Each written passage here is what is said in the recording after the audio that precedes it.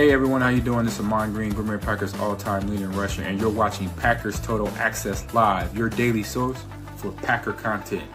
Go Pack, go!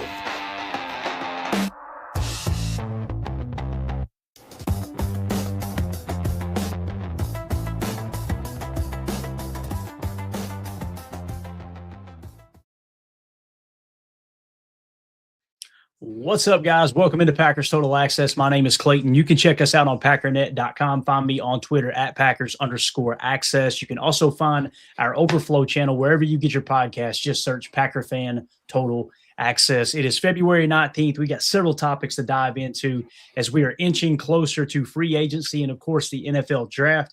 We should have contract restructures any day now. We've been mentioning it every day that, hey, this could come down the pike. I know, I believe it was Patrick Mahomes just had his contract restructured. He went from his cap hit being like $70-something million. Everybody's going, what are they going to do?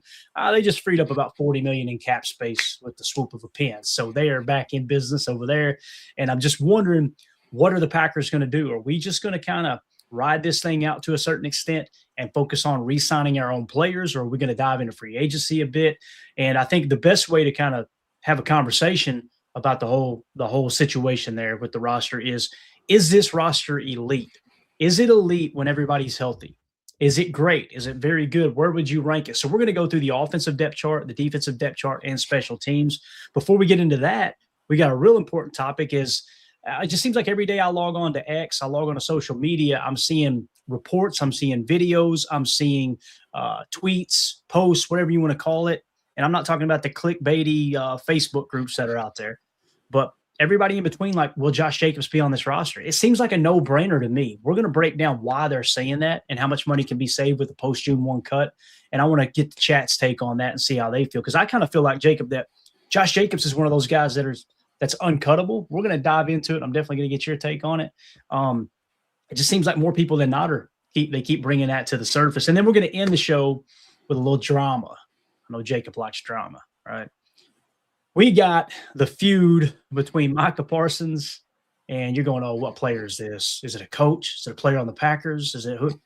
Skip Bayless. All right, so Skip Bayless is challenging Micah Parsons, and I'm telling you, man, listening to that whole video, yeah, it's a guy that, boy, is he just trying to cling on to anything he possibly can to stay relevant. And it's embarrassing, but at the same time, it's entertaining, right? It's funny to watch somebody kind of – you talk about a narcissist. Anyway, we'll get into it. We'll end the show with that. It's going to be a lot of fun, I believe. So I'm definitely eager to see what everybody thinks about that. But before we get into all the topics, if y'all would do that YouTube stuff for me, hit like, hit subscribe. If this is your first time tuning in, welcome into PTA. Thank you for making us a part of your morning. We are not experts. We're not insiders. We're not media members. We're fans just like you talking Packers on a daily basis. So looking for that type of content, hit like, subscribe, click the bell icon so you catch it every time we do go live. Jacob, how you doing, Bubba? What's going on up in your neck of the woods? How much snow did you end up with? I think is a better question. It wasn't too much, just a couple inches. Definitely, the winter's not over yet. It kind of messed with us for a few days, gave us some like 50-degree weather, melted everything away, and then just slapped us in the face last night to make sure we didn't forget the winter is still here. But no, man, feeling good, ready to talk some ball. How about you? Yeah, doing great, man. Doing great. Ready to dive into it. I know we got Chris in the house. We got Memphis Magic, the barber. The Boz is in here. Holmes is in the house. Appreciate y'all swinging through. Smash that like button on your way in. And StreamYard is having problems streaming this on X, so we haven't been on Twitter the last few days. Don't know what's going on there. I've detached the Twitter account a couple times and then reattached it. They said that might fix it, but I'm getting a notification right now that they're still having problems. So hopefully they'll get that straightened out here soon. So, again, let's get into it, man. First topic here. And this one makes me a little nervous because I think Josh Jacobs is – I don't know how you feel. Let me just start the conversation with that, Jacob. Where would you rank Josh Jacobs in terms of, if you were to say, okay, these are the top 5 players on the Packers roster, would you put him in the top 5, right?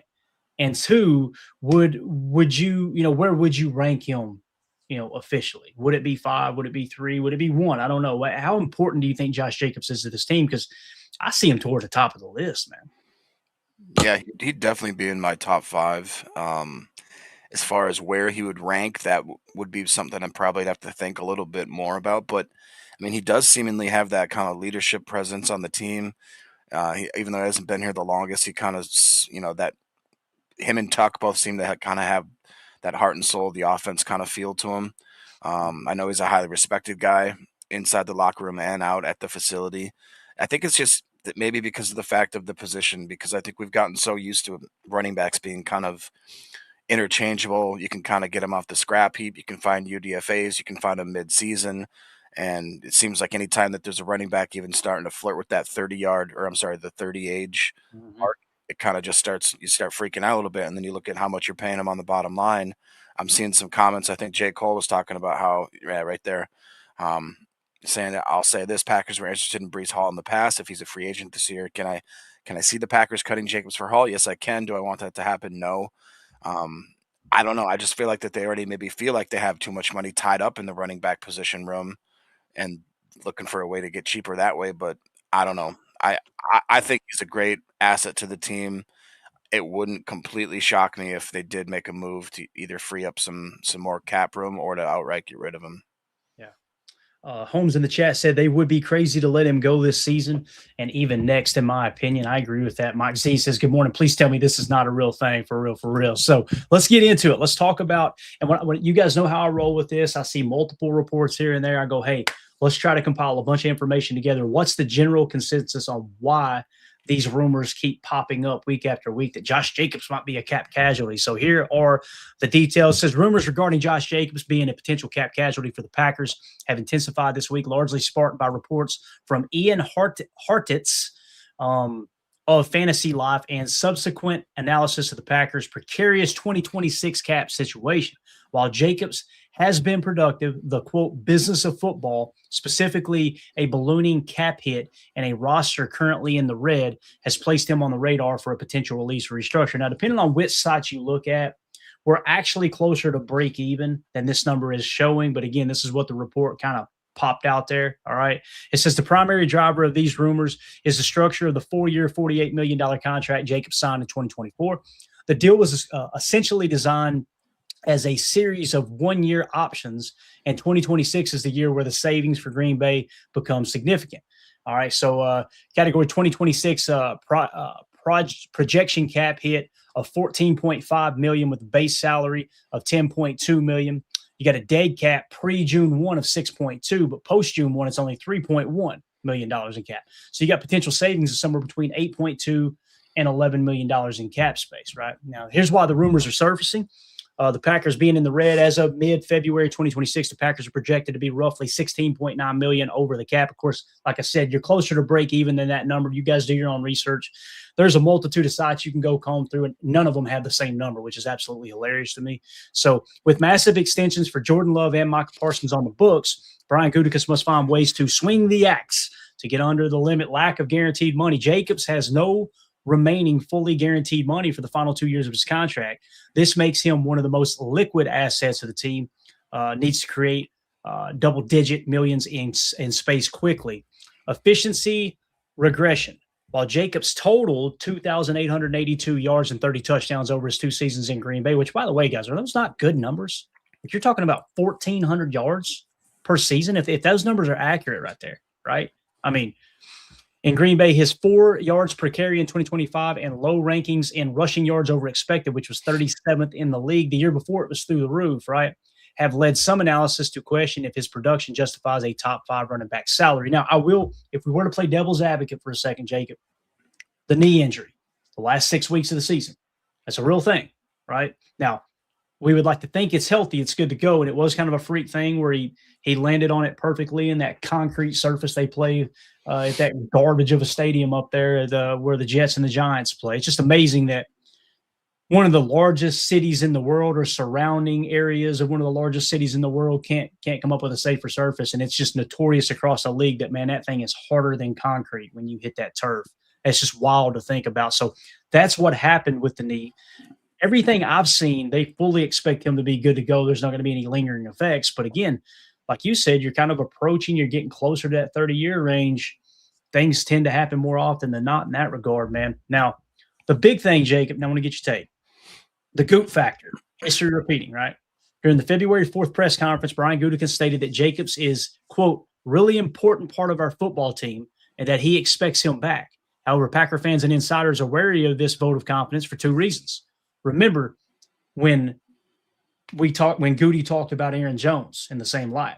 Like it was just, maybe days, weeks before, it was like, oh yeah. I mean, actually, I think it mentions it right here, the Aaron Jones precedent, right? In 2024, Goody called Aaron Jones the quote heartbeat of the team just weeks before asking him to take a 50% pay cut and eventually releasing him to sign Jacobs.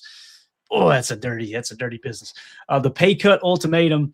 It is widely speculated that the Packers will approach Jacobs with a restructure or a pay cut request. All right. If he declines, a post-June 1 release would save the team over $11.4 million in cap space, which could be used to address the defensive line or cornerback depth. But again, man, it's like the old Three Stooges skit there. Remember when they had a hole in the boat and it's leaking water? And they're trying to get the water, so they drill another hole to let that water out, and then more. It's like, how many times are we going to do this? We're just kind of shuffling chairs on the Titanic deck, right? Is what we're doing essentially. Like, why not give them a little bit more guaranteed money, restructure it in a way that it saves you cap, i.e., cash over cap. Keep Jacobs on the roster, and now you feel even better about the running back room, because if you do move on from Josh Jacobs, you've only got two options. You either roll with what you got, or you got to go spend money in free agency for another running back, right? So I don't know, man. What's your take on this? What would you do knowing now the number post-June 1 is 8.4 or roughly $8 million pre-June 1? Would you rather have that cap space, or would you rather have Josh Jacobs on your team? Man, it's a little more of a question than I want to admit, because when I first started hearing these rumors, I thought, I could not see that happening. But if you calculate all the different things, like you talked about, the contract, the age, the injury, whether or not this is a key tier 1 position of importance on the team, if it's easy to get guys, I shouldn't say easy, because it's not easy to ever replace a guy like, Josh Jacobs. But, like Memphis the Magic Barber says, I'd rather cut Keyshawn, Gary, whoever over Jacobs. I think that that's fair as well. I think that it'd be nice to go and try to get some sort of, if it's a restructure, team friendly, whatever the case may be. I think we definitely need to go down that avenue and try it. But do I think we're a better team without Josh Jacobs? Breece Hall, I've never had much of a high hopes for him, but I don't know. It's going to be tough to convince me that we're a better team without Josh Jacobs. I'll put it that way. Yeah, and that's what J. Cole talks about here, is Breece Hall is also 25 years old. I don't think Breece Hall is a bad football player, but when you stack the two up together, I'm not sitting there going, oh yeah, Breece Hall over Josh Jacobs. Not that Jay is either, but it's just, I don't know, it just doesn't seem like I just don't understand what we're doing. It just feels like every year we do something else where it's like, you make a move and you go trade for Micah Parsons and you go all in, right?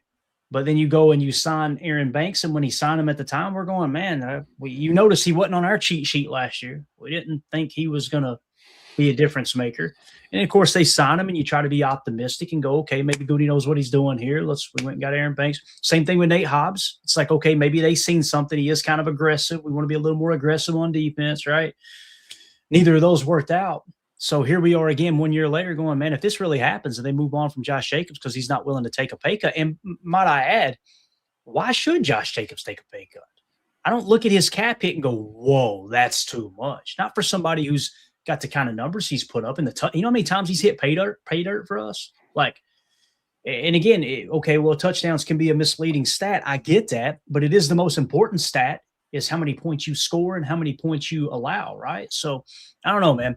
When you look at the cap hit this year, 14.5, next year, 16.6, I'm not saying we should keep him at that cap hit. You should definitely lower that down. But the thought of just moving on without him and eating $6.2 million in dead cap if you do pre-June 1, I really don't like that idea, man, for sure. So one of the other things that pulled here is it says potential landing spots. If the rumors materialize and Jacobs is released, early reports suggest several teams with high cap space would be immediate suitors. Tennessee Titans currently lead the NFL with over $100 million in cap space. Pittsburgh Steelers looking for a downhill runner to pair with Jalen Warren. And then the Kansas City Chiefs, always a threat for veteran ring chasers, especially with Isaiah Pacheco hitting free agency. I looked at Isaiah Pacheco. According to Spot Track, his fair market value or projected market value is like $4.5 million. So he must have had a down year. Maybe he's coming off injuries. I don't know. But you guys he's always coming off injury. Is that what it is? Yeah. Got it. So again, if the Packers were to move on from Josh Jacobs, he is going to have multiple suitors right out of the gate. Promise you that. I hope it doesn't happen. I don't think it'll happen.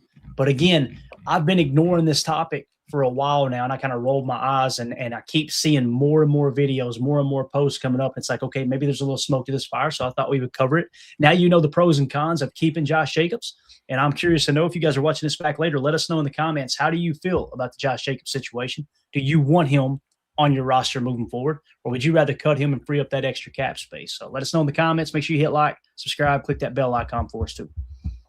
All right, Jacob, let's move along now to a little depth chart talk. Is there any other comments we want to hit in here in the chat that maybe might have mentioned that you see? Anything at all? No, I think we're pretty caught up. All right, good deal. Good deal. So let's move along now to this this depth chart talk. Sometimes we get comments where people are saying you're being too critical of Goody, you're being too critical of the roster. Other times that you guys are, you're just cup half full, sunshine and rainbows, all that stuff, right? Constantly. So I think the truth, we try to have the truth lie somewhere in the middle.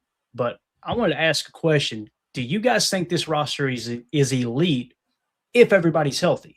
And again, I know that's a hard thing to do in the National Football League. It's hard to go through a full season and stay, nobody expects you to stay 100% healthy, but stay healthy to the point where it's like, wow, we stayed healthier than every other team, therefore we had the best shot to win the whole thing. How do we see this roster if everyone is healthy? Because again, we're running everything through the filter of how the season ended, where we had, 17 players on IR and a ton of starters and very, very important players. So I figured we would dive into everything. How would you rank the roster if everybody's healthy? Before we look at the depth chart in general, I want to get your take on it right out of the gate. Would you say it's elite? Would you say it's great? Would you say it's very good or good? Because I don't think it's anything below good, right? I think that I would consider it great, minus maybe two major position groups. Okay. So you're just two positions away from saying, hey, this could be an elite roster. I think O-line and D-line are the thing that's holding us back. Got it.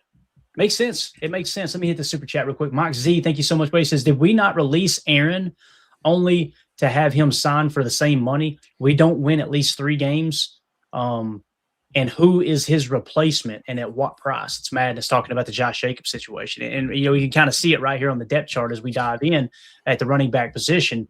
I mean, you'll notice here too, the ones that are lit up in the bold black there, guys, that means they are restricted free agents. So another team can come in and get them if they want, right? But you've got to essentially, if you want them, you've got to hit them with a certain amount of an offer, which is now going to place value on that player, that if another team comes in and outbids you, they have to give up a pick that corresponds with the money they're willing to spend to outbid you, is the layman's way of saying it, right? So when he's talking about this whole thing with the running back position with Aaron, yes, Aaron Jones, it was $1 million difference is what it was. Basically, Minnesota paid Aaron Jones $1 million more was the last I heard reported on it, and that's what got it over the hump. Now, people said, well, Aaron should have stayed for that, but he had already taken a huge pay cut. It wasn't just like, oh, they asked him to take a $1 million pay cut. It was, here's the number we got you at, right? And then it's, okay, let's lower it down even more. And, of course, the Vikings said, oh, yeah, we'll give you that. Because they cut him, and there was rumors they were going to bring him back, if I remember correctly. So it's a little bit deeper than just, what appears there on the surface. But at the same time, it's a perfect example of $1 million, Jacob. $1 million. And you could have had Aaron Jones and Josh Jacobs, and guess what? Yeah, $1 million. By the way, if you look at it that way too, we had to really press into duo. We had to really press into some of the gap stuff in the inside zone a little bit more. If you keep Aaron Jones, you can keep that aspect of the outside zone running game, and that would have really been a nice change up against defenses. But again, man, it was Brian Gutekunst said it wasn't that important. Is essentially what it comes down to. So anyway, looking at the offensive depth chart here, let's just kind of start at the quarterback position. Jordan Love, of course, Malik Willis. If they're lit up green, that means they're unrestricted free agents, okay? So the guys in the green, expect them gone unless the Packers are willing to pay market value. Just run it through that filter, okay? Jordan Love, Desmond Ridder is essentially your quarterback because Malik Willis is hitting free agency and probably going to get a good chunk of change. Okay. When you move on to running back, which we were just talking about, you got Josh Jacobs, then you got Emmanuel Wilson and Chris Brooks, which are both restricted free agents. Then you got Marshawn Lloyd. And it's wild that Marshawn Lloyd was he a second or a third round pick? He's a third round pick, right? Am I thinking right, Jacob? It's a third, yeah. Yeah. So Marshawn Lloyd being a third round pick, yeah, there it is right there, 24-3. So he was a third round pick in the 2024 draft, and he's fourth on your depth chart. I mean, why is that? Because he can't stay healthy. Why did we struggle last year? Because we couldn't stay healthy. And here you've got Josh Jacobs, who battled his ass off through a swollen knee week in and week out, and we're potentially talking about letting him go. You understand what I'm saying? It's like this whole idea, I'm going to just start calling it a conspiracy theory that you got to get younger to stay healthy, because we have seen the opposite when it comes to that type of results, I guess you could say. So what do you think about quarterback, running back here? Are you okay with Desmond Ridder? Or do you agree with me that we should probably take a swing in the 7th round on a quarterback and backup? I think we should always take a swing. The best time to look for a quarterback is when you already have one. I think wasn't that kind of the Ron Wolf way of thinking? And that's why I've subtly mentioned that maybe we need a running back between the 5th and 7th round too. Just because if Emmanuel decides to take his talent somewhere else, if the Chris Brooks thing kind of falls through the cracks, even if it doesn't, and we obviously don't still know what we have in Lloyd in any kind of capacity for any amount of time, which is unfortunate because, the kid showed like he maybe had some pop, some razzle dazzle, something like that. But he just has not been able to be available. He can't make the club on the tub. So I'll tell you what, I was way more secure in our quarterback room this year and our running back room going into the year than I will be going into this next year. I'll say it that. Yeah. Holmes MD1 says, I agree, Clay. I thought it was a poor decision on Jones. I know we got excited for like 30 seconds, Holmes, on this show. We were like, oh my God. It was legit like 10 minutes. We were on cloud 9. And then Josh Jacobs and Aaron Jones on the same roster. Holy cow, we're about to run the rock. And Aaron Jones is gone. And he signed with the Vikings. Well, crap. Now, hindsight being 2020, did Aaron Jones dominate? He did not. But we know it would have been a different story in Green Bay with the system he was already kind of – now, there's similar systems with KOCs, but at the same time, he was already comfortable with what he was doing in Green Bay, right? So Chris Casualty says, I'd love to see Matt LaFleur partner with a real NFL GM.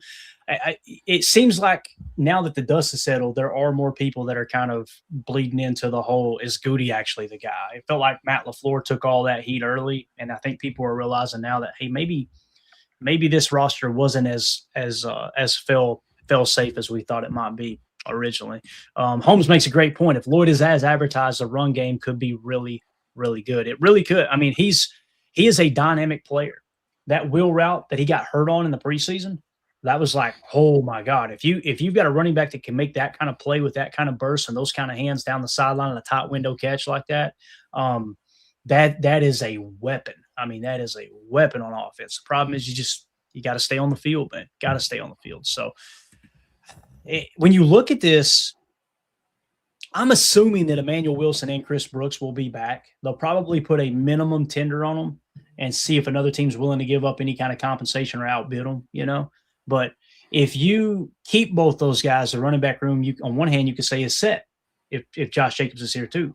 However, if one or both of those guys leave the team, we're drafting a running back, Jacob. That's happening, Yep. So exactly what you were talking about the other day when we were breaking down the draft. So it's going to be interesting to see how that falls into place. Tight end, Tucker Kraft. Then you got John Fitzpatrick. Obviously, he is an unrestricted free agent. He's going to get to test the market. Then you got Luke Musgrave and Josh Wiley. I'm not as concerned about tight end, to be honest with you. I think Josh Wiley impressed me. If he's healthy, I think that guy he's a difference maker on this team. I don't think he's great by no stretch of the imagination, but I would consider him above average to good. And what else can you expect from a tight end? You don't want to go 3 or 4 deep at tight end when you're still playing 11 personnel as much as you are. Luke Musgrave, it is what it is. He's a receiving tight end. When he's schemed open, I think he's got good hands. Now you can't expect any yak at all, right? You're being unrealistic if you're expecting yak yards after the catch. But I can also see a situation that if John Fitzpatrick leaves in free agency and he gets an offer somewhere, and you go and get someone like Koziel out of Houston, right? Or someone like that would fall right in our lap. That could be an important aspect of the tight end position. So moving on to wide receiver, here's how the depth chart sits today. And again, this is before Romeo Doubs hits free agency, so there's going to be a void left here. They've got as and our lads does this a little bit different, okay? They're going to say left receiver, right receiver, slot receiver. If you guys watch this channel, we break down the tape pretty extensively. We talk all the time about, the X position, the Z position, the move Z, the F, which is the primary motion guy, right? Your F is essentially your slot, okay? That's Jaden Reed. And you're probably going, well, hold up a minute. I remember seeing Jaden Reed on the field, but Matthew Golden was the move guy, right? That's what we call the moving Z. And essentially, those two positions are interchangeable, right? You need players that can play. The F can be an outside receiver, and the Z can play the F or the slot. All right. And the reason we mention that is because there's going to be some situations where Jaden Reed is in the 2, right? So let's say you've got Matthew Golden in the 1, on the right. He's in the 1, and you've got Jaden Reed in the 2, which is technically the F, and then they cheat motion him outside, right, to get up the sideline. Well, guess what? Theoretically speaking, he's going to become the post-snap Z, even though he was the F. That's what we mean by those need to be two interchangeable positions. Romeo Doubs was your boundary X. When we say boundary, that's the short side of the field, okay? You'll hear field side and boundary. Boundary is short side of the field. Field side is the large side of the field, meaning you're on the left hash. It would be field side right, okay? So Romeo is in that phone booth in the boundary. I think personally that our boy Golden is going to take over that spot for our boy Romeo Doubs. Okay, so just keep that in mind right there. So they've got Matthew Golden listed as the backup left receiver behind Christian Watson, when essentially I think he's going to take Romeo Doubs' spot, which they've got listed as R. But again, that's going to be the boundary X position. So when you look at the receivers and the tight ends, Jacob, Tucker Kraft's your starting tight end.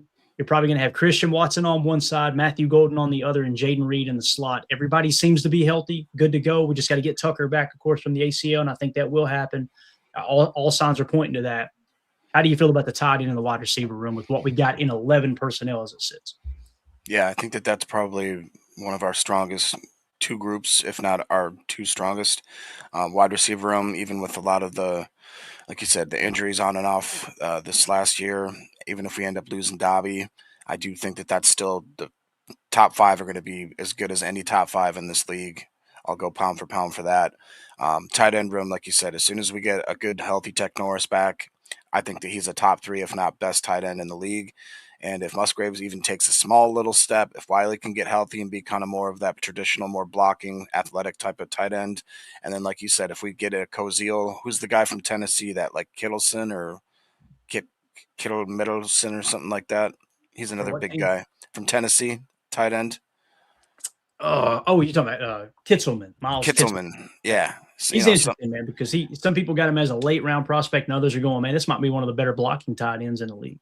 Yeah. So, yeah, if we could address it and just kind of round out the room a little bit in the draft, I wouldn't be mad at that whatsoever. I wouldn't even be mad if they took like a late round receiver who maybe is more of a return man early in his career, or if maybe that's his only role. So, but all in all, I think that those are one of our two strongest groups right there, both of those. Yeah. J. Cole says, Goot, quote, "We got to start winning Super Bowls," end of quote. Proceeds to cut every player over 30 years old. Yep. It's frustrating. Mike Z says in the chat, do we think Wicks is a good option, Clayton? I think Wicks is a good option. I think he's one of the better backup receivers in the league.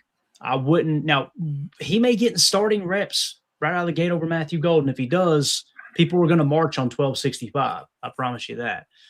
Because, again – the thing about Dontavion Wicks, he's got good size. His hands have improved tremendously. And I know he had a couple drops last year, but his hands got a lot better last year. He's one of the best route running wide receivers in the league. So in the phone booth at the X position is where I think he would do his most damage. So maybe they slide Dontavion Wicks into Romeo Doubs' spot as he hits free agency. And now Matthew Golden, Jaden Reed, and Christian Watson are constantly rotating. It could be the case. I don't think Dontavion Wicks will get more snaps than those other 3 guys. But Dontavion Wicks has played the F as well. Although, when people were complaining last year because Bo Melton got so many snaps, the reality is the reason he got so many snaps is because Jaden Reed was out and he was the one who knew the offense the most to come in and play the F spot. Because with the F position, guys, there's choice routes all over this offense for Matt LaFleur.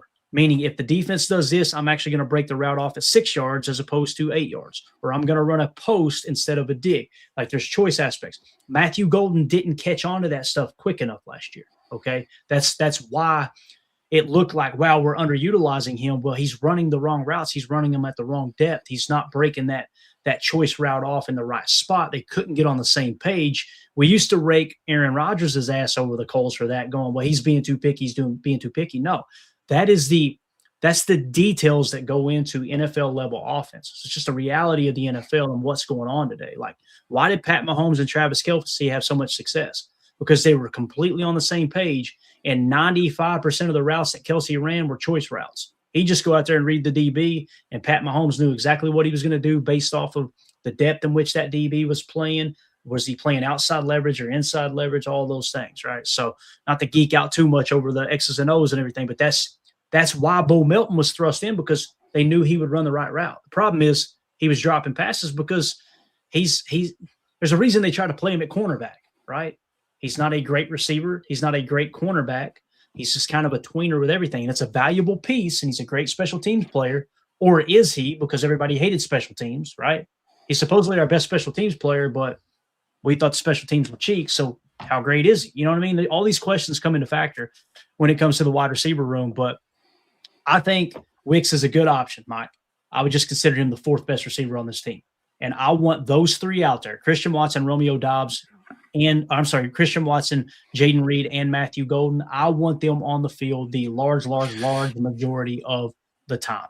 That's kind of the way I see that. So moving on to offensive line, I know people in the chat were talking about that it doesn't matter what, the wide receivers do and this and that and what the running backs do if the offensive line is going to be cheeks. Right now, as it sits today, left tackle, Rasheed Walker is set to hit free agency, okay? They've got Aaron Banks at left guard still, Elton Jenkins at center. Sean Ryan is set to hit free agency. They had him listed as the starting right guard, although Anthony Belton kind of took that role over last year, whether you think he played horrible like PFF said, or you think he played better like others that watched the tape thought he played a little bit better than what PFF gave him credit for. He will probably be your starting right guard. Zach Tom is your right tackle. Jordan Morgan, I think, will slide right into that left tackle spot and take over for Rasheed Walker, although our lads has Darian Kennard as the backup left tackle. So obviously that's a little off, in my opinion. So again, your offensive line, Jacob, as it sits today on February 19th, is going to be Jordan Morgan left tackle, Aaron Banks left guard, Elton Jenkins center, Anthony Belton right guard, and Zach Tom right tackle. I don't feel great about that offensive line. Nope, I do not either. I think that's our most glaring position group that we need to work on. And that's why, a lot of people have maybe gotten frustrated with certain draft picks that we've done in the mocks, or maybe the certain ways that we've tried to highlight the offseason for free agency. I think you'll have to see why there. I mean, you could argue that obviously I don't expect us to have Walker back. I would argue that it would be nice if we could cut Banks, free up some cap room, and, kind of wash that away. We could argue that Elton may not be on this team and Sean Ryan couldn't be on the team. That's 4 out of the 5 positions that you have to at least replace with people that either haven't played that position lately or it's not their preferred spot. So, yeah, in a perfect world, we go out and we get a Linderbaum in free agency, and then we draft a Jennings Dunker, and then we'd get like a Logan Jones or something like that, Bo Stevens, somebody like that. Just, the odds of that happening are about as good as me strapping up and being drafted by the Packers myself. So I just don't see that happening. So we got to do a lot of work in the offseason to just make this front five be formidable to even get us through the beginning of the year, let alone, catapult us into maybe what should be a playoff run, a window of maybe 2 to 3 years, where if we can't get our offensive line stapled down and have the foundation of our team, that window is going to close pretty quickly, and it's going to make a lot of people very upset. I know that. Yeah, and listen, it's hard to defend how the offensive line is built. When you look back on how we approached it last year, we said it was a top priority. Goody agreed, and we know that because he went out and spent a ton of money on Aaron Banks at left guard, and he spent a second-round pick on Anthony Belton, which we've shown time and time again was one hell of a reach according to our PTA big board. We had him in the 120 spot, and Goody took him in the second round. He passed over Ozzie Trapillo, who ended up, I think he was 76 on our board, if I remember correctly, And he ended up being a great football player, one of the highest graded rookie offensive linemen in the entire National Football League for the Chicago Bears. You literally said, nope, we want Belton over Trapillo. And then you also said you want Golden over Burden, and Burden had a better year. Doesn't mean that either of those players aren't going to be great, but it's just a tough look, man, because now you're looking up going, Goody took his swing. He took 2 swings. He said, I'm going to shear this thing up right now. I'm going to go get Aaron Banks, swing and a miss. I'm going to go get Anthony Belton, at least for the time being, swing and a miss. So only time will tell if it actually works out. But if you guys are watching this video back later, let us know in the comments, how do you feel about the offensive depth chart? Is there something we missed there? Maybe you feel good about the offensive line, man. We can agree to disagree. Let us know in the comments. What do you think's the biggest need? What do you think's the biggest strength? Also, let us know how you feel about Josh Jacobs, like that previous segment. I'm curious to know if people would rather just move on from him or if they want to keep him on the roster. It's definitely a keep for me, but we want to hear from you guys. Make sure you hit that like button, hit subscribe, click the bell icon as well. All right, Jacob, let's move along to defense. Defensive side of the ball. No Jeff Hafley, right? No Jeff Hafley. What's this defense going to do with Jonathan Gannon? What pieces do we have in place? Let's start in the interior. At defensive tackle, as it sits right now, like I said, on February 19th, defensive tackle position is they're showing Carl Brooks above Kobe Wooden. Kobe Wooden is actually the nose tackle. So I would list it Kobe Wooden at nose tackle, Devontae Wyatt at 3 tech. Those are your interior defensive tackles when it comes to your nickel defense, okay? Behind them, you've got Carl Brooks. You've got Warren Brinson. You've got they're showing Jordan Riley still on there. And, of course, Nas Stackhouse, they've got buried on the depth chart. That's kind of your backup nose, if you will. Although Carl Brooks, his first year in the league, played a lot more nose than he did since then. Of course, we were running a 34 at the time. We're going to go to more of a multiple front now, which is closer to a 34 than Jeff Hafley's base 4-3 front. We'll see how all that shakes out. But when it comes to defensive tackle, you look at the 2 starters, Devontae Wyatt at 3 tech, great pass rusher. I wouldn't say great pass rusher. Would I say great pass rusher, Jacob? Or would you say – I would say very good pass rusher instead of great. Do you agree with that? Yeah. Okay. Very good pass rusher. Probably average to below average run defender. I would say below average run defender, just based off of what we've seen there with Wyatt. Kobe Wooden impressed me last year. But again, he's only impressing me because of where he was drafted, right? And my expectations were extremely low for Kobe Wooden. I thought he might get cut coming out of camp, to be honest with you. But he ended up being our nose tackle last year with Kendy Clark going to Dallas. So with the interior, that's how it sits. How do you feel about the interior defensive tackle position? I think we could definitely use some work there. Devontae Wyatt, like we've talked about, up and down. Sometimes we'll see flashes of what looks like an absolute stud, and then he just kind of goes quiet for a little too long, in my opinion. The Carl Brooks and Kobe Wooden, I think they've done about as much as we could have asked them for where we got them in the draft and kind of what we expected them to do. It'd be nice to see them both take a little bit of a progression or some progress, but we've gotten some unbelievable finishes out of them, block kicks, great sacks, flashy type plays. And, as far as what we've asked them to do, again, I think that they've kind of answered that bill. I just think that after that is when we really start to get a little iffy. We don't feel like we've got that big true nose anymore other than maybe Nas Stackhouse. But again, he's so young, him and Brinson, a couple of guys that I almost feel like that's Kobe and Brooks 2.0. Just guys that kind of came in together, attached at the hip, going to be considered kind of the same draft class for the rest of their career. I just feel like that if there was a position where we could just plug in an old school veteran that could hopefully help us out here, this is where if we could find one. I know we've done that exercise multiple times and they're not just hanging from the trees, but I would hope that we could find somebody we could plug in there. Yeah, and Chris N says 400 snaps a year, Clayton. I'm assuming he's talking about Devontae Wyatt. I asked him in the chat who he was talking about. I think that's who he's talking about. That's the big knock with Devontae Wyatt is like, how can you, okay, he confirmed. How can you say, all right, he's the 3 tech of the future when we're only getting 400 snaps out of him? You know what I mean? It's just it's a tough sell. It is. And then you see the lack of gap discipline in the run fit and things like that. It's like, again, I don't think he's a bad player, and I'd say Chris agrees, but the combination of, okay, he's not a well-rounded defensive tackle for somebody you spent a first-round pick on, and now he's going to be $12 million against the cap this year and potentially $20 million per if you decide to bring him back. That's just a tough sell for me, man. It really is. It's a real tough sell. So defensive tackle, definitely a position you got to show some attention to. And again, if you go into free agency, I mean, we just talked about we might be cutting Josh Jacobs to try to clean up a little bit of cap space because that, not that we would, but that might be how the team's looking at this based off the rumors that are circulating out there.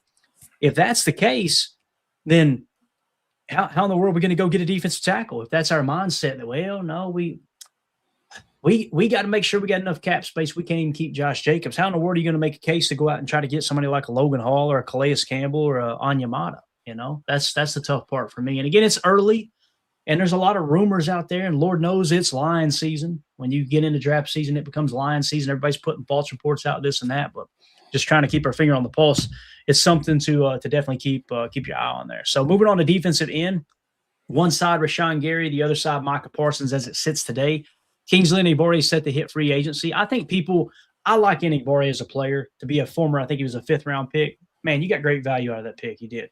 But this idea that he's better than Gary or that he should be starting alongside Micah Parsons, I'm not going to pay him $8 million. Just ain't going to do it, man. We're going to let him walk and get a comp pick. It is what it is. If you can get him back for less than 5, I think there could be value there. But again, it's such an important position like 3-tech, edge defender. You got to make sure you got the best of the best out there that you could possibly have on the field. Enagbare is set to hit free agency. Then you got Lucas Van Ness. So now the question becomes, is it Lucas Van Ness's time to take over for Rashawn Gary? If that's the case, you need to cut Gary or he needs to take a huge pay cut, right?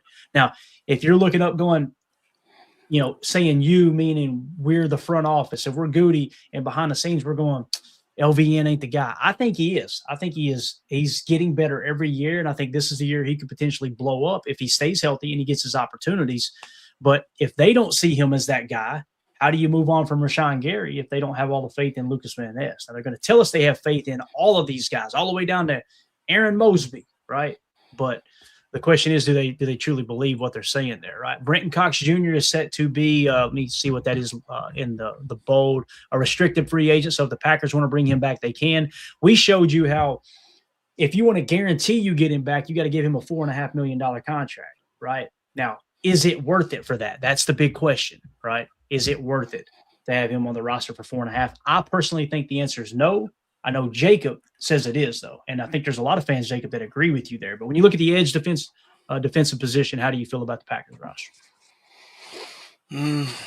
Yeah, I think a lot of it's going to be dictated on what we do with Gary, which I think is going to, Kingsley, like you said, I appreciate his service, what he's done. Battled through some injuries, showed some flashes himself of being kind of a pretty good pass rusher. Just the consistency wasn't always there. So, like you said, I'm nowhere near $8 million is anywhere that I'd be willing to pay him. So you have to assume that he's gone. As far as what, like you said, are you willing to say that LVN can take over that basically full-time role that Gary has? If not, that's an issue there. I think Brenton Cox Jr. is for sure worth $4.5 million. How dare you? So I think we keep him around. Colin Oliver, and then I really do think we have something with Baron Sorrell. I think that he's going to maybe shine and show some people that he's not just a backup. So with those guys in the rotation, I feel pretty confident. If we end up having to lose Gary, I definitely want us to spend some draft capital on the edge room at some point. Probably earlier than later, obviously, if we want to have somebody that actually is going to try to, get into the rotation and have some meaningful snaps. All in all, though, I do feel pretty confident in that edge room. And then, again, that's all based off if Micah comes back, he's healthy, he's ready to go.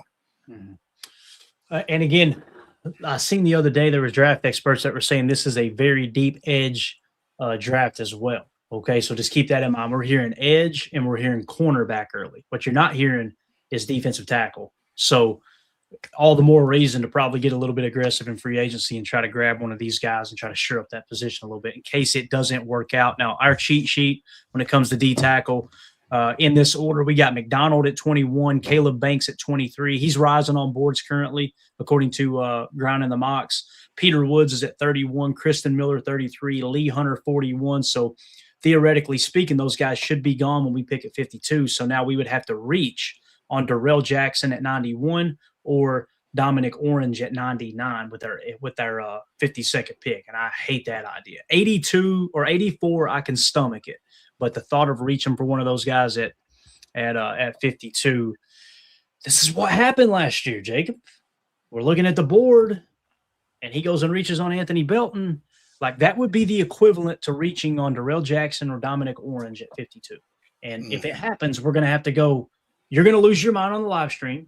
And then I'm going to try to calm everybody down and go, maybe it'll work, guys. Maybe it'll work. And then we'll look up a year later and go, well, damn, it didn't work. You know what I'm saying? Like it seems like it happens every year. So I don't know. Anyway, you guys can tell probably in my voice, I try to be positive. I try to be positive on this show. To a fault. And you guys probably caught on that because I don't think people tune in to be depressed, right? But every year you'll notice in my voice, I'm going, it's hard for me to defend Goody. It's hard for me to defend Goody in this situation because there's GMs that are running laps around him. There are. And I agree with the Micah Parsons move. I completely agree with it. That's not the case, right? But it's these other little details where it's like, damn, couldn't we Aaron Banks? Like, what are we doing here? So anyway, moving on to the stack backer position. All right. Stack backer, what they're showing here for your nickel defense, Edgerrin Cooper, obviously Quay Walker is going to hit free agency. He'll probably get outbid. I think the Packers probably have a number of somewhere between, I don't know, $6 to $8 or maybe $9 million is kind of the number they got on him, average annual value. He's probably going to crack the 10 mark. Okay. So if that happens, your stack backers are going to be Edgerrin Cooper, and then alongside him, I would prefer Isaiah McDuffie over Tyron Hopper as it sits today. But Tyron Hopper, when he's given his opportunities, he's shown some flashes. Maybe he overtakes Isaiah McDuffie as that stack backer next to Edgerrin Cooper. But also, do you go in the draft and try to upgrade that position? Regardless, Jacob, if Quay Walker hits free agency and he is not back with the Packers, the question becomes, do you think Isaiah McDuffie or Tyron Hopper should be the starting inside linebacker, or do you need to go try to fill that void in free agency? Do you need to try to do something in the draft? And we've got several names here. One thing about linebacker in free agency, there's no shortage of big names you can go out there and get. Okay, some people are saying pay Quay Walker $15 million per, and I'm going, I'd rather pay Devin Lloyd $15 million per. Like that, Devin Lloyd or Devin Bush, they've had a lot more success. Or if Leo Chenal and his market value holds true, that Spot Track's got it at like $6.5 million. Go get Leo Chenal at the same price that you wanted Quay Walker. I think that's an upgrade over Quay. And I know people are going to think I'm crazy because Quay's a physical freak, but Leo Chenal played better football than Quay Walker, Jake. I agree. Bring the Wisconsin boy home. You guys know how cheap I am. I would, if we're going to pay $15 million for Quay Walker, it just, to me, that doesn't make fiscal sense or logical sense. Not trying to crap on Quay, but we've seen him, what good are those athletic super freak traits if you're just going to use him standing around garden grass half the time? I would say that would be my preference too, is to bring in one seasoned vet. Leo Chenal would be perfect, just money-wise, fit-wise, scheme-wise. And then also I would address it in the draft. I wouldn't necessarily need to go early unless you had a situation where maybe a Rodriguez falls in your lap again. Then yeah, completely. Let's lock it down and not have to worry about the linebacker room for the next 3 to 5 years. And that'd be cool, definitely. But I do think that I'm comfortable, worst case scenario, even just having the Hopper, McDuffie, and Coop as our main three. I'm cool with that. I think the backups would definitely need to have, I don't trust Nick Nyman too much there. Christian Welch has been a peppered in guy here and there, but we definitely would need to have a little more of a floor. Yeah.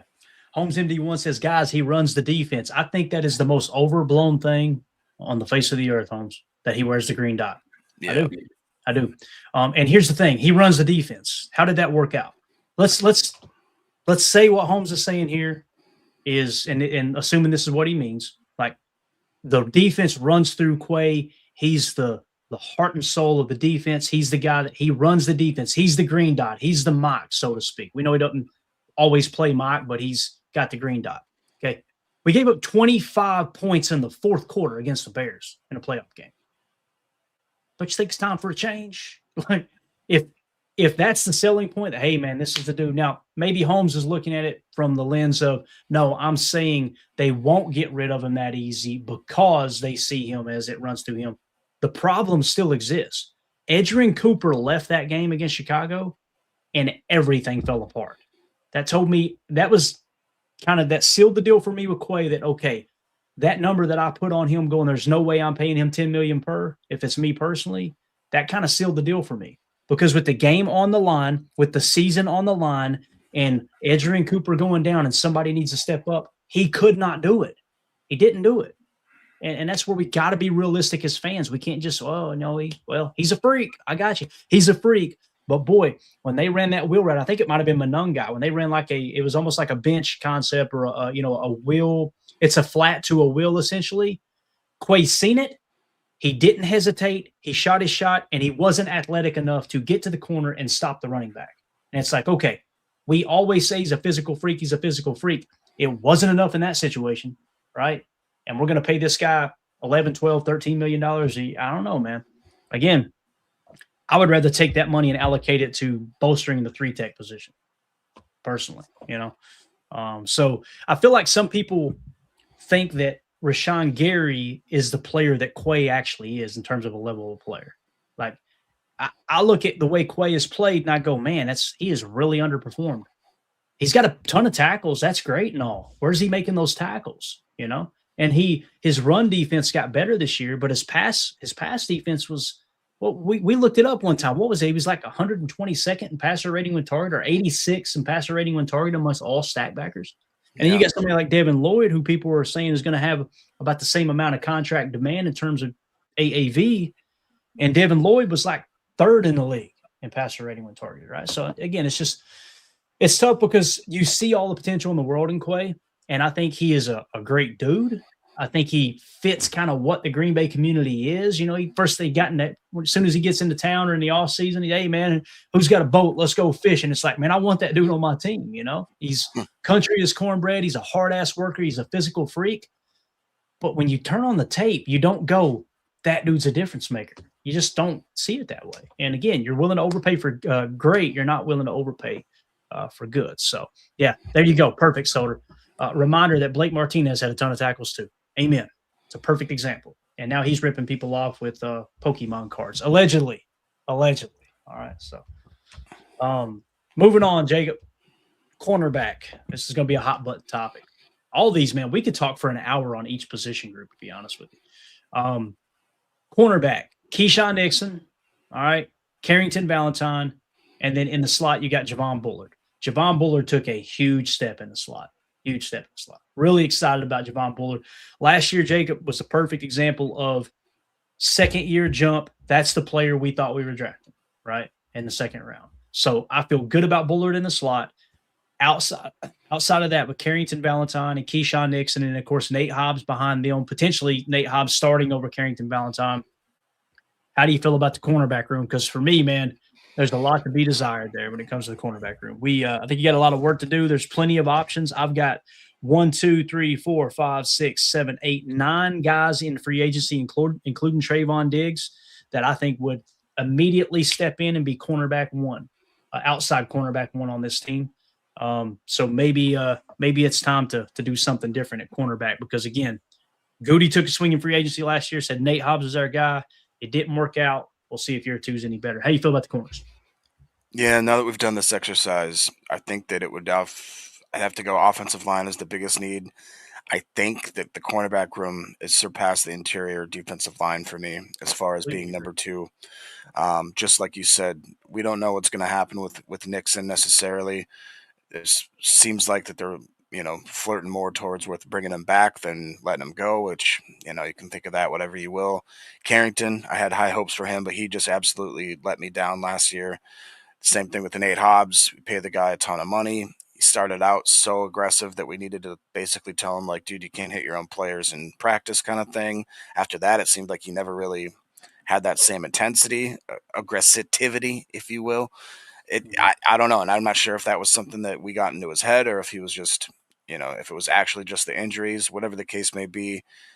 Not worth the money, not a great signing in my opinion. And then after that, you got a lot of guys that are either UDFAs or haven't really had a lot of playing time. We had a little bright spot in the, little flash in the pan and Kamal Hadden, and then he has a horrible injury. It'll be lucky to see if he can even be running around at the beginning of the year come next year. So in my opinion, this has to be an area where we add a free agent and we address it in the draft. If we don't do both of those things, I think that it's almost criminal. Yeah, I completely agree with you, man. When you look at the priorities in terms of, each individual position, offensive line 1, cornerback 2, I don't know if I would put defensive tackle 3. And that's wild because you guys know I have been preaching 3-tech forever, right? But if you can go out and get a defensive tackle to help bolster that room in free agency at a decent price, we've got 4 earmarked on our cheat sheet at D tackle. So that would suggest it's a little thin. The draft is thin as well. Again, if there's less supply and more demand, and in this case that holds true at defensive tackle, then you're going to have to overpay. The market's going to be up, right? The price is going to be up at defensive tackle. Offensive line, we've got a ton of prospects we like in the draft. We feel good about the prospects we could potentially draft, but also offensive line and free agency. We've got 2 centers and Tyler Linderbaum and Connor McGovern. And then we've got 6 guards that I really like as well. So there's plenty of stuff to work with there. You may just need to go overpay for D tackle because when we come back to cornerback as being one of the top needs or the second biggest need, as you just said, Jacob, you got plenty to choose from there. 1, 2, 3, 4, 5, 6, 7, I think 8 on the cheat sheet in free agency that I like at corner. And then at cornerback in the draft, it's real tricky because many times when we do our mock drafts, we're able to get a D'Angelo Pons or a Chris Johnson. Chris Johnson's screaming up boards now, so other people have caught on there for sure. But then you've got Igbinosun out of Ohio State in the 78 spot for us, Julian Neal at 80, Chandler Rivers at 81. In a perfect scenario, you go O-line with your second-round pick and then come back in the third, and hopefully one of those 3, Igbinosun, Julian Neal, or Chandler Rivers, is available for you to pick at 84. That would kind of help shore up that position. And also, if you go in free agency and you nab either one of these guards or one of these centers and you get a cornerback as well, whether it's Trayvon Diggs or you go a different route with, say, an Asante Samuel Jr.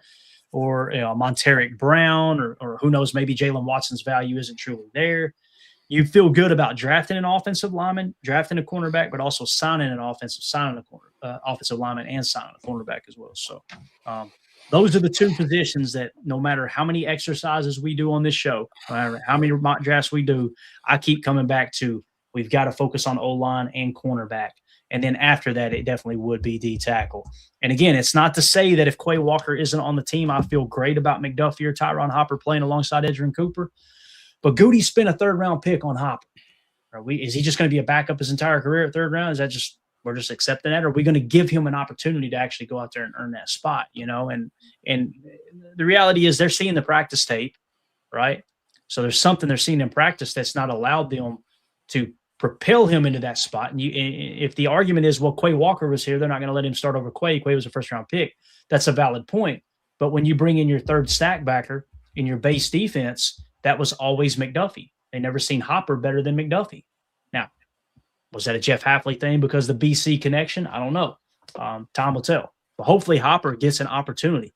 In a perfect scenario, what I would like to see is you don't have to go get a stack backer, and Tyron Hopper is the real freaking deal, and he's your new starter alongside of Edgerrin Cooper. I would love to see that happen. We just don't have ample evidence to suggest that is the right way to go. That makes sense. So, again, at cornerback, I think it is our second biggest need for sure. And safety, we shouldn't even talk about it, Jacob. We feel great about the safety room, right? I mean, you're talking about – and I want to say this. I like Nate Hobbs as our backup slot too. I think we got one of the best backup slot corners in Nate Hobbs in the league, right? That's what he does well. Unfortunately, we signed him and said, you're going to play outside, So, we got Emilio in here says, go get Red Murdoch. Hey, I'll tell you this. If Red Murdoch's there late in the draft, he is one of my draft crushes. It has nothing to do with Buffalo. That's the only thing I don't like about him, Jacob, is the fact that he played for Buffalo, We got to clip that for sure. All right. So safety position, obviously Xavier McKinney, Evan Williams are set. I like Katano Ladapo as a backup. I like Zane Anderson if you can bring him back. Of course, he is a restricted free agent. So if you put a minimum on there, you may lose him. I don't know if somebody will outbid you for Zane Anderson. They probably wouldn't. The problem with Zane is he hasn't stayed healthy. And, of course, they're showing Jonathan Baldwin outside of that, and we'll see what they do in the draft. There are quite a few safeties in this draft as well, although I don't have a cheat sheet created because I don't see it as a real need. Don't be surprised if they draft one if the board falls just right. So that is your breakdown of the defensive side of the ball. Anything else on it, Jacob? Any other comments before we move on then? No, that's about it. All right, cool. So there you go, guys. If you're watching this back later, let us know, how do you feel about the defensive depth chart? Do you agree with what we said? I think the big conversation is Quay Walker and Devontae White. Do you think those are the dudes that you want anchoring your defense moving forward, or is it time to find Wyatt's replacement, and is it time this year to move on from Quay Walker? Do you want to give him $10 million? How do y'all feel about that side of the ball? Make sure you hit like, subscribe, click the bell icon for us as well. All right, Jacob, you ready to get into a little drama here, man? A little drama around Micah Parsons and our boy Skip Bayless. Ready to do this? Let's do it. All right. So Skip Bayless, I want to ask the chat. Does anybody think this dude right here, does anybody take him serious at all?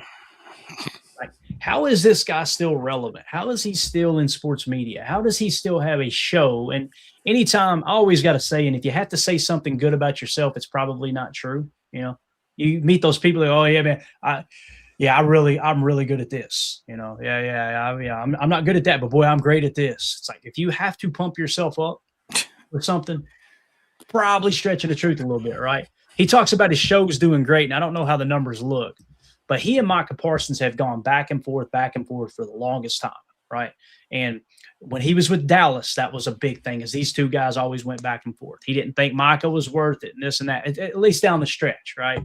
But Micah had something to say on a podcast the other day. I'm trying to think of the name of the podcast here. I don't want to butcher it, but let me we'll pull it up here in a second. We'll go through and give the rage bait comments and everything in between.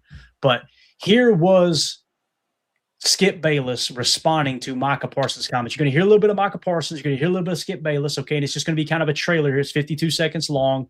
There's going to be some beeped out words. So if you got kids in the room and you think they might be able to decipher and figure out what those words are, earmuff it, okay?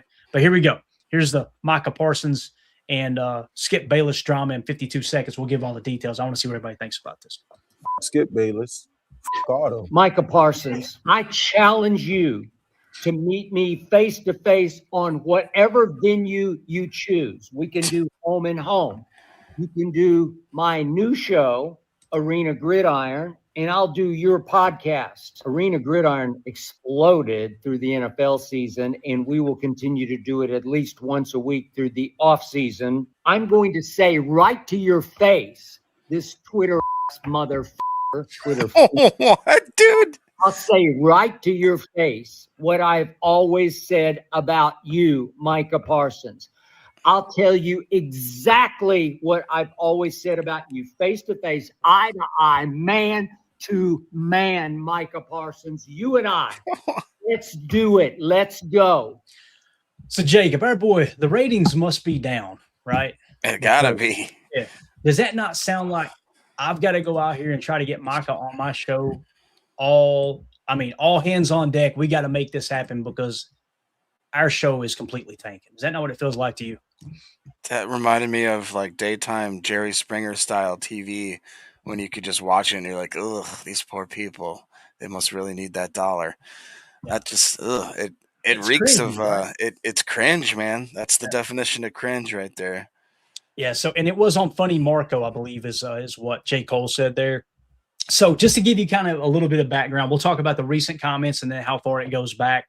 Had AI put a report together. Long simmering feud between Skip Bayless and Micah Parsons has reached a boiling point following Parsons' high-profile trade to the Green Bay Packers and his subsequent appearance on the Open Thoughts podcast, I think might be what it's called, right, with Funny Marco.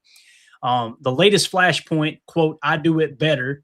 In a profane and viral interview released on February 17th, Parsons directly addressed Bayless's recent criticisms after being asked about his sports media figures who rage bait. Parsons went on a nuclear rant stating, quote, "F Skip Bayless. I don't give a F. You suck. Your show don't work no more. Come play my position, Skip, because I can do what you do. Poopy. I do it better sometimes." So, I think it's saying, crap, I do it better sometimes, talking about his podcast. You know, you got somebody like Skip Bayless who's built his whole professional life trying to be great at what he does. You got somebody like Micah Parsons goes on to his podcast and it's just as successful, right? Parsons accused Bayless and other national commentators, I should say, of being, quote, puppets for ratings and claimed they lack the courage to say their criticisms to his face, referring to them as, quote, Twitter finger MF personalities. So that's why he said that, obviously, in his rebuttal. So the timeline of the feud, the no-show, all right? So this started in 2022. The tension reportedly began when Parsons was scheduled to be a weekly guest on Undisputed, but failed to appear for his debut Bayless reportedly took this as a personal and professional slight. So the whole reason this feud started, Jacob, was in 2022, Micah Parsons didn't want to go on his show. And this is what I'm talking about, this narcissism of some of the folks in the sports media, especially these shock jock rage baiters. They think they're entitled to, well, these players need to tell me what they think. They need to speak to me, right? Who do they think they are? I'm more important than them. So the Packers trade obviously happened in 2025 after a protracted contract standoff with the Dallas Cowboys. Parsons was traded to the Packers for Kenny Clark, 2 first-round picks. Bayless reacted on X with a blunt, good riddance, calling the star linebacker Micah headache. So now we know where all this surfaced from, because he refused to go on his podcast.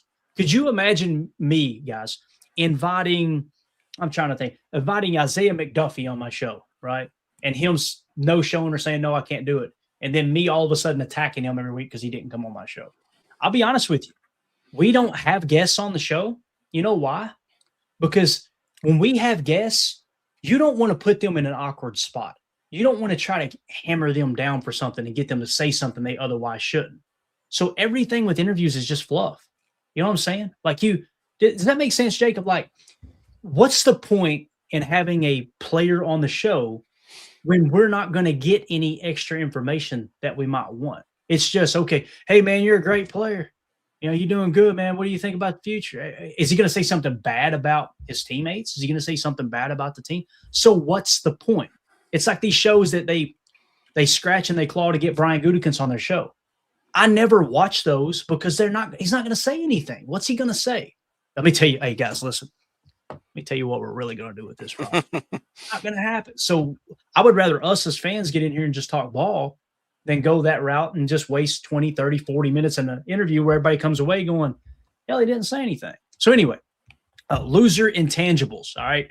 In September of 25, Bayless escalated the rhetoric by claiming the Cowboys were better off without Parsons, labeling him a player with loser intangibles and accusing him of being a liability in run defense during big games.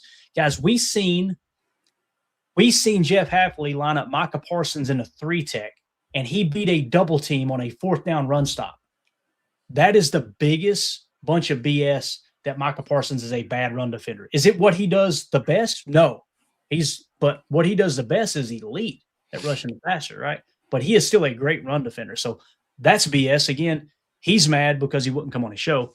And then the childlike label in 2025. During the 2025 preseason, Bayless blasted Parsons for refusing to wear a jersey while on the sidelines, calling his behavior childlike and unprofessional. Obviously, that was him wanting out of the Dallas Cowboys situation. And Jacob, I'm going to get your take. I love looking back on this stuff because, hey, sooner or later, everybody's got to put up or shut up. If you're the player complaining, you got to put up or shut up. If you're the media member, we're going to find out were you right or wrong there. What happened to Green Bay's defense with Micah Parsons? He had the highest pressure rate, if I remember correctly, of anybody, any pass rusher in the league, right? Any defensive player in the league, highest pressure rate. And then on top of that, what happened to Dallas's defense? They were dead last in defense last year. So what's your take on this, man? I know you're a big Skip Bayless fan, so try to defend your boy here. Yeah, love the guy. Absolutely love him. It's just one of those things where, again, it just smells of desperation. You got one of the guys that's in his absolute prime. You got one of the guys that's clawing and scratching just to stay relevant. And it is just kind of sad. And to the point, I mean, I'm almost surprised that Mike even gave him the time of day, because he's got to realize that dude's, his whole brand is a sinking ship, and he is just trying to just throw out hooks anywhere he can sink into somebody and just kind of drag along with him for the last few moments of his career. And it's just a little bit sad. It's kind of just, very cringe inducing. But that being said, it will be fun. And plus, I mean, the whole Cowboy fan shtick is just so hilarious. Like it's went from being one of the most storied franchises where it was like, everybody respected that star on the helmet. Everybody, it was America's team, really was America's team. I just think now it's such a joke, man. Everything about it, from the old crazy guy that's running the show to the success on the field, to the fan base that's tried to sit there and for guys like Skip to have to kind of exemplify what it is to be a Cowboy fan nowadays. It's like, oh man, just the whiniest bunch of losers. Yeah, so true.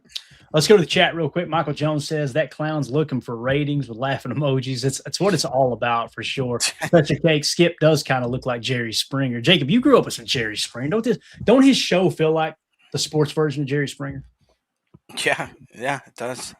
No, I mean it's like every time that he tries to make himself relevant, it's some kind of shock jock mentality, that approach. Mike Z in the chat, that was top tier cringe content. Holy cow, it was cringy. What's even cringier is when he poses. You know how he poses with those with his Jordans on? And try to get sideways and try to flex his biceps. And it's like, stop. You're 112 years old. Dude, like, you're a tiny little man. Get out of here. Bro, I'm 43 and I wear oversized hoodies and stuff because I don't want to come across like that. Yeah, this dude's running around in skinny jeans, Jordans, and trying to flex with a schmedium t-shirt on. Like, what are we doing, dude? What are we doing? When you look like this, probably don't need to be out there trying to flex, my man. Just don't need to be doing okay. Holmes MD1, Skip never got over getting buttholed by the Packers in the playoffs. Damn, Holmes coming in hot today. J. Cole says, I don't think Skip's parents were big fans of his. I'm not even at home. Reggie in the chat, good to see you, buddy. He says, it's given desperation from Skip. His ratings must need help. And again, man, how many shows has he just ran into the tank, right? Like, you've seen what happened with Shannon Sharp, and then don't get me wrong, Shannon Sharp had his own problems off to the side too, obviously. Yeah. But just wild. And then Eric Sutherland says, under that beard, Jacob is Skip. So there you go. I can see it. How dare you? How dare you, sir? All right, so there you go, guys. There's the drama between Skip and Micah. Let us know in the comments, how do you feel about that situation? I don't think Micah's out of line. I love that Micah calls everybody on their crap. And again, would he say it to Micah's face? He would, hoping that Micah would just lay a finger on him so he can sue the crap out of him. If I'm Micah, and as a Packer fan, my advice to Micah is, listen, sir, don't even give him a time of day. Don't go nowhere near that dude. He is trying to bait you because his career is completely tanking. That's what's happening. But let us know in the comments, what do you think? Hit like for us, hit subscribe, click the bell icon as well. So there you go, Jacob. We got our drama in for the day, man. Nothing like a little off-season drama, right?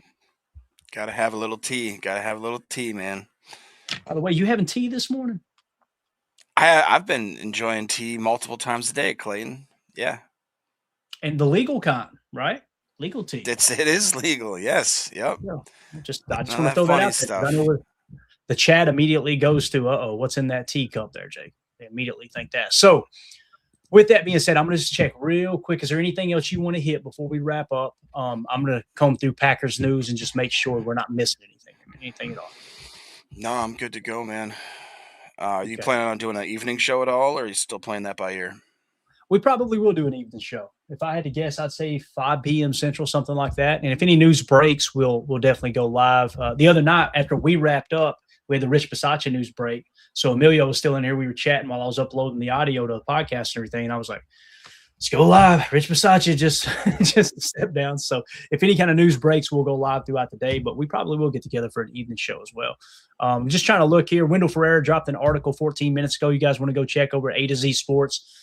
Packers' full potential in 2026 hinges on a major leap from these 5 ascending players. So go check that out. Seeing if anything else. Oh, here we go. Ian Rappaport 52 minutes ago. You ready for this, Jacob? As Indiana moves closer to being the next home for the Bears, Illinois cancels a meeting this morning in the House where a project bill involving the Bears was to be discussed. So they may end up in Indiana. Wow. The Bears are such a garbage organization, they can't even keep their team in state. Think about that, man. It's wild. Absolutely wild. Any other thing? I think we're good. Bill Huber put an article up about an hour ago. You guys want to go check out. Here's one candidate as the Packers work to replace Rich Bisaccia. And it looks like, if I'm looking at the logo correctly, it might be somebody within the New England Patriots organization. So go check that out at Bill Huber NFL over on X.